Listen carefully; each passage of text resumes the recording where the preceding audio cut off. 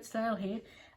Today I'm going to show you some experimenting that I'm in the process of doing with this product. This is called InkAid, and it's a this one is a white matte. It's a pre-coat that you put onto your surface, on your substrate, on whatever it is that you're working on, or so that you can print onto it, and it helps you retain the lovely colour, and it won't wash out, etc. when you're finished. So you use it on papers and fabrics, and there are different InkAids for different surfaces. I'm just playing with the white matte one, and but I'm doing sort of a little bit of a play and an idea of it. So I think I said it a while ago, but I'm using it through a stencil. So I've got lots of different stencils to work from. Stencils are like little caught up with each other. But if you put it onto a surface, so I'll show you what I'm doing here. Just this nice big brush. Now this is not, most people don't use it this way, but I just like the effects that it has, so I'll pour it a little bit into here.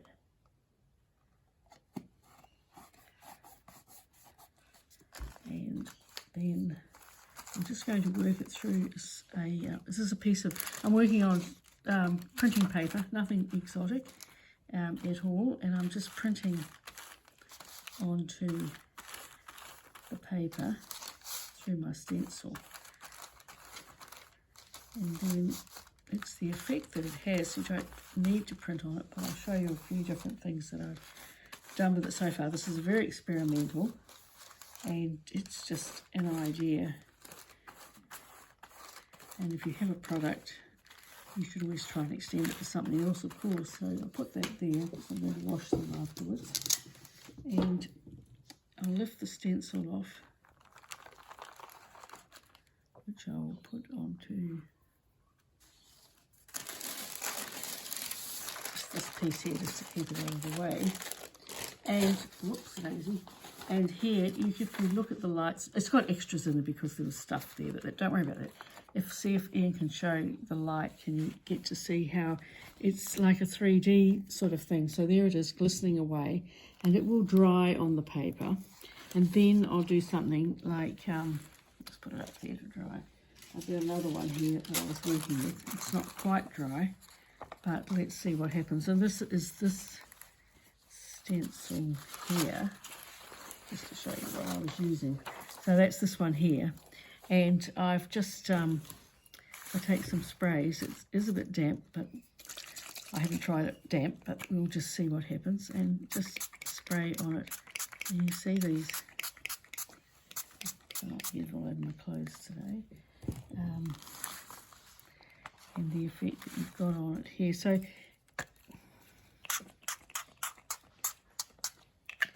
and sepia or something, see how that goes. Now when it's dry, can you see the stencil coming up underneath? And I'll just let it run around. See if I can't pick up the extra bits here. And so you can see the stencil part coming through. And of course, with these sprays, the Moon Glow ones, a lot of them have got mica in, so the mica will start to reflect. So we'll just lift that up and put it there. And just to let you see another one that I did, this is one where I got the InkAid. I didn't put it through a stencil. Can you see what I've done?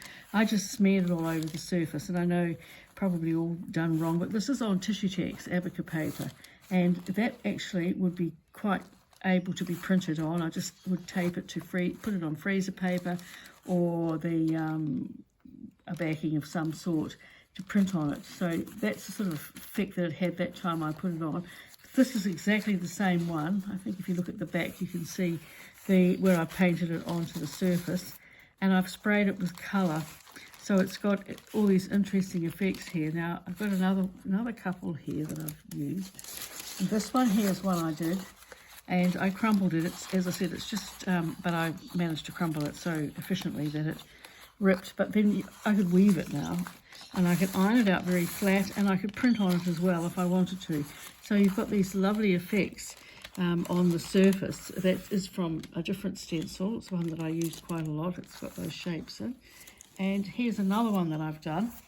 And this one in particular, when it's finished, I don't know whether you can see the lovely indentations. The possibly rub up this with tissue tech, with gilding wax, with the waxes, and see what happens. But it just gets this quite different from anything else that I've played with.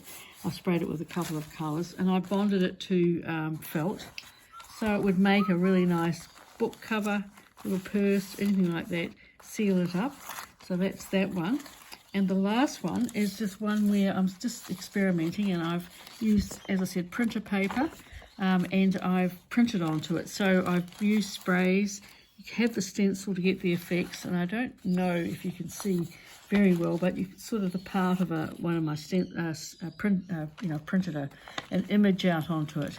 And then if you've got it, and crumble it all up and come back into it, I would seal this up because it's got microflakes. And so that's just me playing today with InkAid and sprays and papers and things like that. So whatever you do, make sure you experiment and play, and we'll see you again another time. Bye.